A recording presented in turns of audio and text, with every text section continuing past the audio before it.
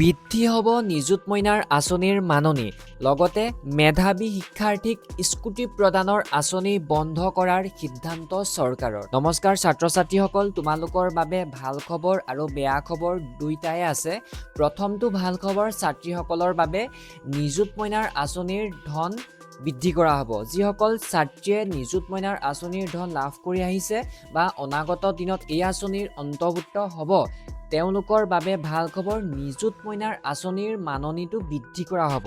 বেয়া খবৰ এইটোৱেই যে প্ৰজ্ঞান ভাৰতী আঁচনিৰ অধীনত হায়াৰ ছেকেণ্ডেৰীত ৮০% লাভ কৰা ছাত্ৰ আৰু ছাত্ৰী উভয়কে স্কুটি প্ৰদান কৰিছিল, কিন্তু অহা বছৰৰ পৰা স্কুটি প্ৰদান নকৰে। তাৰ সলনি নিযুত মইনাৰ আঁচনিৰ ধন বৃদ্ধি কৰিব ৰাজ্য চৰকাৰে। লগতে আৰু এটা ভাল খবৰ আছে, এই বছৰ তোমালোকে স্কুটি লাভ কৰিবা যিসকল ছাত্ৰ ছাত্ৰীয়ে হায়াৰ ছেকেণ্ডেৰীত ৮০% নম্বৰ লাভ কৰিছে, তেওঁলোকে ল'ৰা আৰু ছোৱালী উভয়ে স্কুটি লাভ কৰিব। ইয়াতে লিখা আছে স্পষ্টকে, মেধাবী শিক্ষাৰ্থীসকলক স্কুটি প্ৰদান কৰি চমক দিয়া ৰাজ্য চৰকাৰখনে অনাগত দিনত স্কুটি প্ৰদানৰ আঁচনিখন বন্ধ কৰাৰ সিদ্ধান্ত লৈছে।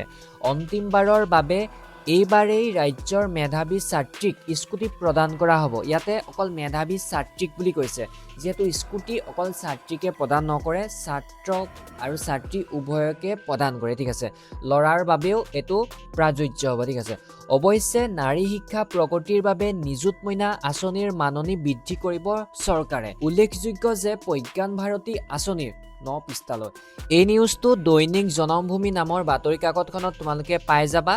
এখন আজিৰ হয়। ঠিক আছে, 21 জুন 2026, তোমালোকে চোৱা 21 জুন 2026।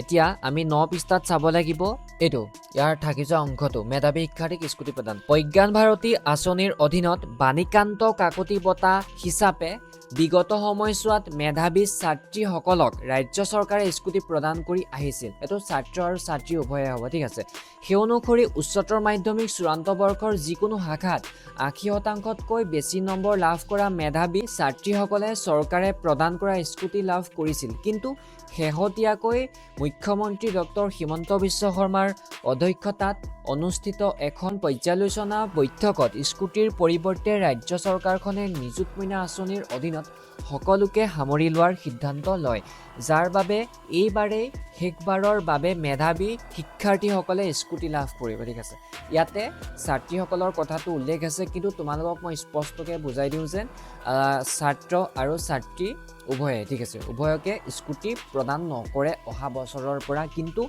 এই বছৰত স্কুটি তোমালোকে লাভ কৰিবা ৮০% যদি তোমালোকে নম্বৰ লাভ কৰিছা বা তাতোতকৈ যদি অধিক নম্বৰ লাভ কৰিছা, তেন্তে তোমালোকে স্কুটি লাভ কৰিবা। ঠিক আছে, স্কুটি অহা বছৰৰ পৰা বন্ধ কৰা হ'ব, তাৰ পৰিৱৰ্তে নিযুত মইনাৰ আঁচনিৰ ধন বৃদ্ধি কৰা হ'ব।